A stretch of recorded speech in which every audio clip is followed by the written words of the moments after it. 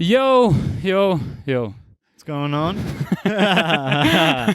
New experiences. Buddy, we're right now in fucking Lake Atitlan in Guatemala, and I met this guy 2 days ago, yeah, right? yeah. Stefan from Australia, Melbourne.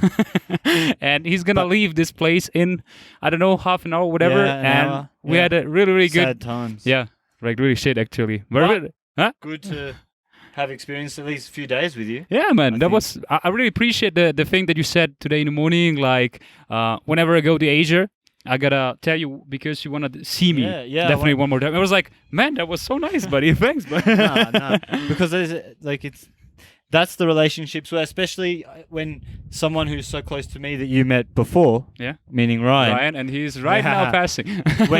when you can tell someone who's a big part of my life when he speaks about someone that he's met or experiences he's had, which he's talked about with you. I said, well, of course I have to come Guatemala and, be beautiful to meet you guys. And that's why I say, like, anywhere around the world, it'd be special to see you again. Yeah, definitely. Fair enough, buddy. Fair enough. Okay, because you have to pack your stuff and to Yeah. arrive like on time and da. Maybe to just recap it a little bit. Yeah. I've been talking about a story that I actually never shared on a podcast. First And time. whatever, maybe I'm gonna just summarize it a little bit. I've been to Brazil with Yeah. my brother last year because some football colleagues qualified for the World Finals of Neymar's Juniors 5. It's a tournament organized by Red Bull and Neymar. Fucking amazing. Yeah. I've watched that every year on highlights, every year. Yeah, it's like they make like really good highlights. Really, yeah. I love them. Like, I mean, but it's to really go cool. there is like one in a million chance. I mean, so- to go there, like, is nice. Like, Yeah. the story is all about me and my brother, how we sneaked into this academy in fucking Praia Grande next to Santos. So, actually, the place where Neymar grew up. And we visited some friends who qualified for the finals, whatever. I'm going to tell this in another podcast. And the funny thing is, Stefan was listening to it and, like, really curious and asking questions and here and there. And then he started to talk about a little bit more about football. And I just, like, Yeah. I just saw this fucking fire in your It's- eyes, how you talked about it. And I'm like, oh man, this guy is fucking nice. I'll tell you the story of I still remember the moment I first ever fell in love with football, and the very moment I said I want to play. Yeah. That just talking about this just reminded me. So when I moved to, I think it was Italy versus France in the European Cup final in the year 2000. They just won the World Cup in 1998, Yeah. France. Yeah. 2000, Italy versus France. We were living in the south of France with my family, and my godfather, who's my dad's best friend since he was a little boy, is Italian. And I remember you used to get soccer magazines, and in the soccer magazines they used to have figurines of the Yeah. football players. And I remember one day we were walking down from school, and my dad bought me a magazine, and it had a Zinedine Zidane figurine. And then I looked at it, and then we watched the final, and they won. And I remember I made my own flag out of paper and everything, and I said, "This is the best sport I've ever seen." And my dad drew with white paint soccer goals on our garage door. And from that moment on, I've played football my whole life. And that's why when you talk about it with how much love you have, but without even playing, but like the effect it has on you. Exactly. It's buddy. like that brings out something. Like you just feel instantly happy with me, football. The biggest thing with football is why it's had a massive part of my life, no matter if I'm at the lowest stage of my life, the happiest, the most stressful because of work or uni or studies or any relationship, like anything. As soon as you go on the soccer field or you're with your team, it's like nothing else matters except for that moment on the field. So that's why also football is like more than just a sport for me, because it's other people say meditate or things, but like that's my release of my own. You can always be happy with it, I think. But that's what I think. I think that's the biggest effect it's had on my life, because it can let you are who you are on that field. No questions, no nothing. You know what I mean? So and I know you feel the same as when you're on the street football is the same. You're expressing yourself or with the ball, and you're being happy. Like, it's just the whole environment of it. But the story I was telling you, the best experience, and thinking about it, it was also one of the best, but ultimately one of the worst, which showed me another side of football that I never knew about as a kid. Because Okay. as a kid, you're so naive and it's all about the love. But when I was playing, it was the best time in my life. Little recap, had like the opportunity to play in England, like I was saying. And it was more like, train every day, twice a day, and football games. So everything was football related. And at the beginning, you're like, this is your dream, which it is. And still today wouldn't have changed a thing. But you start to see the stressful side of, because you want to play, but when you're playing like that, you have someone right there who also wants to play in the same spot. So it becomes stressful. So it's a competition in general in the team. And I never really experienced that to that level. It was always like, oh yeah, I'll play against this team, but at the end of the day, it's all right. It doesn't matter. But this experience was the first kind of that emotion towards it, where I was like, I have to play the best, instead of thinking I want to play the best and I want like in enjoying it, but you're trying to force yourself, not be yourself. But then that also made me take a step back and see the things that I love for it. And after that experience in England, even though it didn't work out the way I would wanted, I came out a better footballer because I learned how to love the bits of it and not worry about the things that you don't have to worry about. Do you know what I mean? Of course, buddy. Of course. So saying best and worst at the same time, but ultimately was good experience because then I learned. And after that has been the best footballing years of my life. Like, seriously. Man, we're talking definitely the same language. Man, yeah. I don't want you to go right now. Let's just talk about football. Maybe just because we talked about it right now or an hour ago, but just for everybody who's listening or watching, can you just tell it how it was? You were playing in Australia, and what happened? Yeah, so I was playing just for a local team where Ryan and I live, and there was the Bolton Wanderers, the team in the UK. They were doing a trial thing around Australia, going to all the states to see if they had any talent or whatnot. And then the coaches, they would put a player forward and be like, yeah, I want him to represent the club. And so we went there, and you 16-year-old, you don't know, or 15 actually at the time, so you don't know, you just go for some fun, you're with some friends, people, soccer community that you all know. So already you're kind of at ease. And then for that day, just one of those days where literally anything you tell your brain says to your feet, it happens. Whatever you think created, it happens, and nothing can stop you. It was just one of those days. I remember coming off the pitch and my dad looked at me, didn't say a word, just smiled, and we both were just that was something else. And I knew walking away from that, I didn't think, oh, I'm going to get picked, but I knew, you know what, if I don't get picked, then someone else deserved it, because I did literally the best that I could possibly do. Yeah. And then luckily got chosen. And the funny thing was, like I was saying, got chosen with one of my best friends. So we went together, 16-year-olds, never been to England, Europe, winter time, so obviously different to Australia. And the way it worked was the Bolton Wanderers team, what they did was they loaned us to one of the lower division teams. It was so they develop players. So they develop players and then they sell them off or to bigger clubs or whatever. Mm-hmm.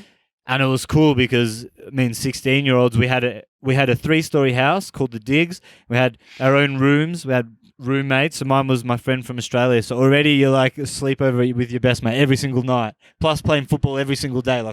That's life, buddy. Yeah. The dream. And we were playing teams, unbelievable teams like Crew Alexander, Fleetwood, teams that, half the time we would lose maybe 4-2, whatever. But each time you would learn something, or you would see a play and be like, oh, okay, so if I want to make it, that's the level. And then, you knuckle down and you go harder and you go harder.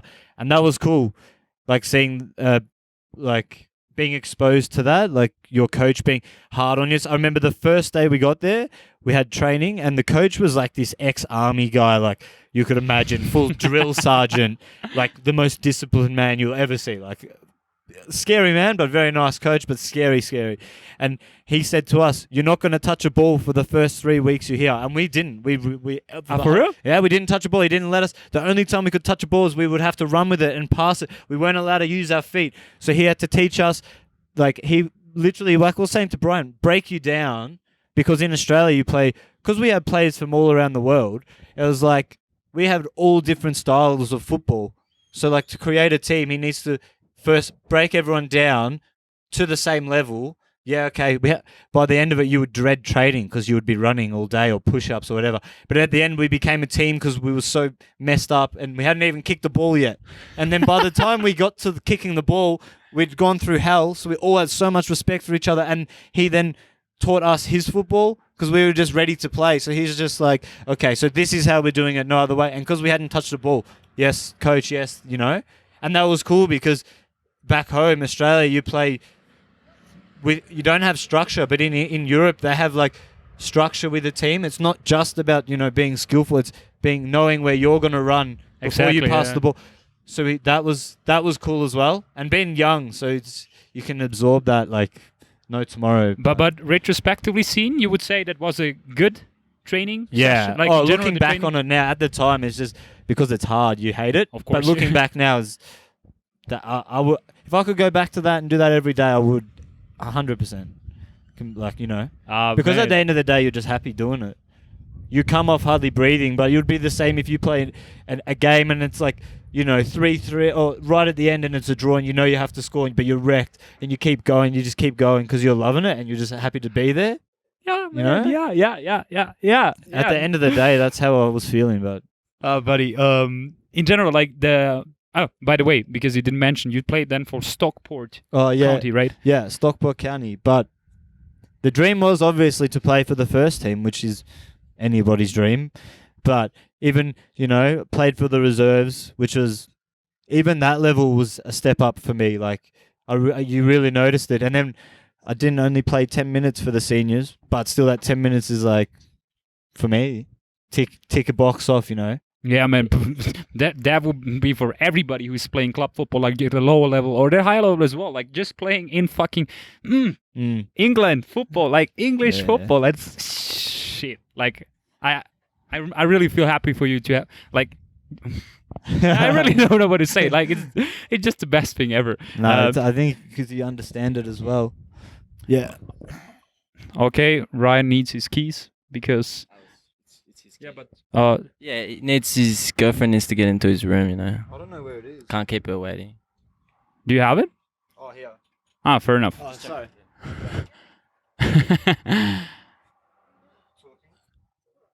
We're doing a podcast right now, but we're doing it like really, really fast because he has to pack his stuff. Sorry, you go. Some interruptions, but doesn't matter. Maybe the most memorable experience from that thing for you, or just something spontaneous from there? Most memorable experience.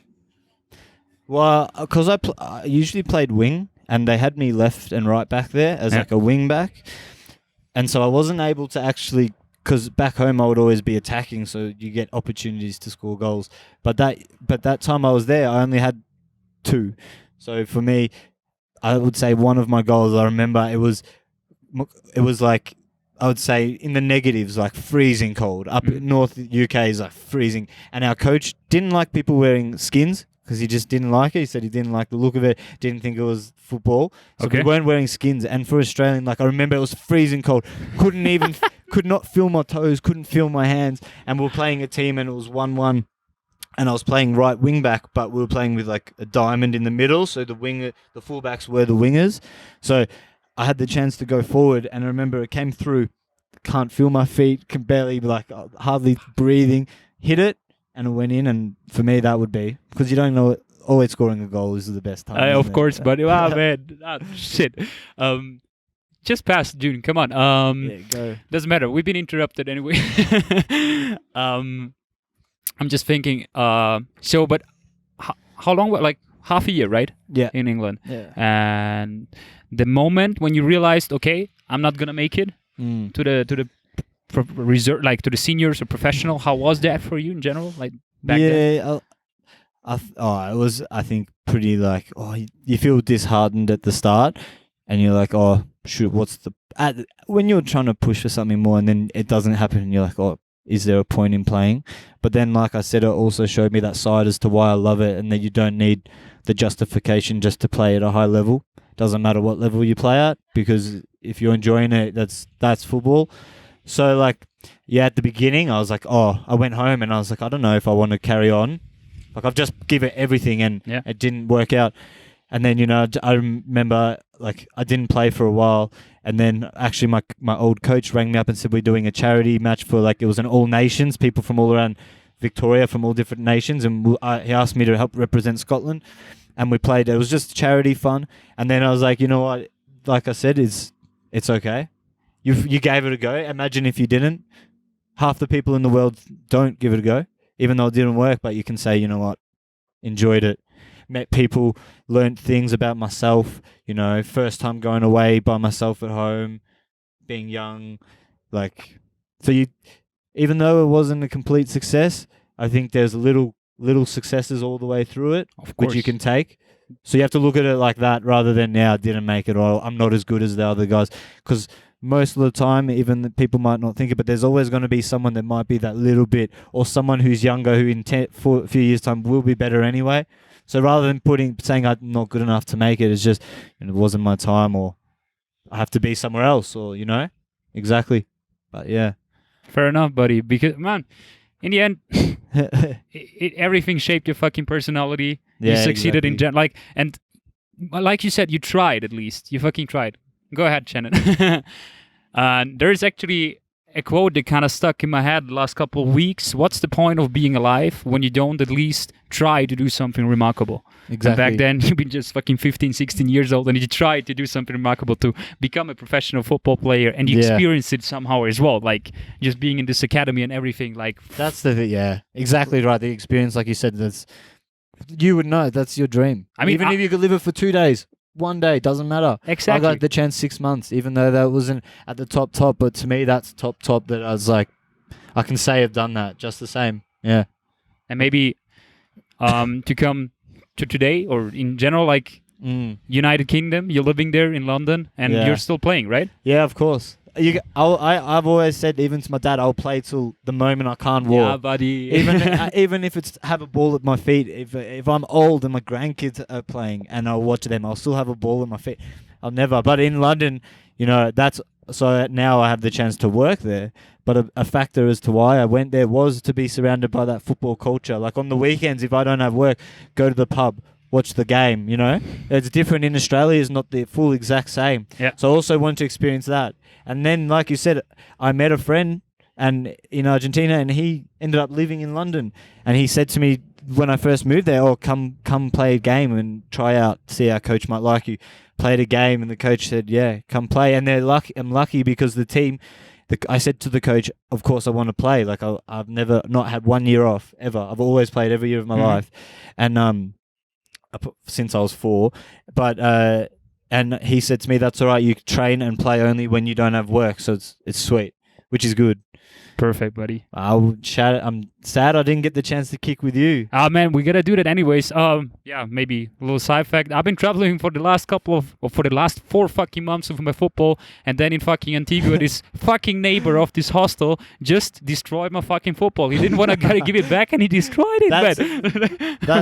That's just the worst timing. Just before I get to meet you. Yeah, whatever. But we're still doing this podcast. We still got Yeah, of course. got the opportunity to meet each other, and I'm glad I got the chance to speak to for you. 100%, we're gonna see each other. Doesn't matter like if it's in Australia, Asia, whatever. In Austria, it's- Serbia. It's the start of something very, very, very nice. I can tell. There's this connection, but we gotta play for it. Like, I don't want to bother you. Pack your stuff. Go to fucking Antigua. Hike this fucking mountain. The volcano. And guys, for everybody who was listening and watching, thanks for the patience for these interruptions and da-da-da. But yeah, Thank you for hearing me speak, and buddy. thank you. Nice. Whoop.